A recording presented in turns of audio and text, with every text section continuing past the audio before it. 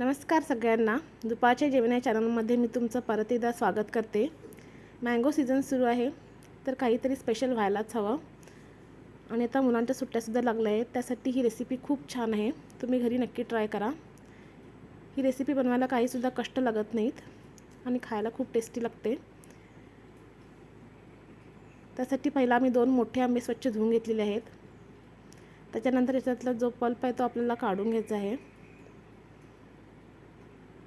2 मँगोमध्ये 3-4 लोकांना सहज आईस्क्रीम होतो.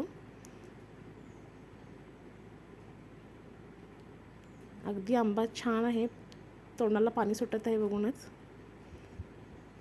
याच प्रकारे मी सगळा पल्प काढून घेतलेला आहे.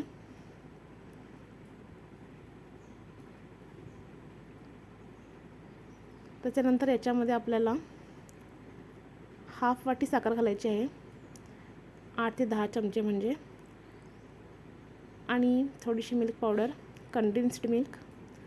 जर तुमच्याकडे फ्रेश क्रीम असेल तर तुम्ही ते वापरा. माझ्याकडे नव्हतं त्याच्यामुळे मी थोडंसं दूध घातलेलं आहे.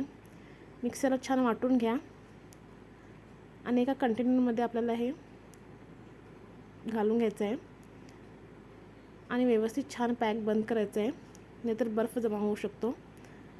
आणि 8 ते 9 तास आपल्याला फ्रीजरमध्ये ठेवायचं आहे. मी सकाळी बनवून ठेवला होता, संध्याकाळी काढलेला आहे म्हणजे रात्री. तुम्ही बघू शकता अगदी आईस्क्रीम छान जमून आलेला आहे आणि खायला पण खूप टेस्टी लागलेला.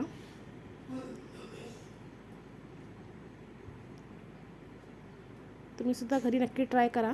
कसा झाला ते मला कमेंट करून नक्की सांगा.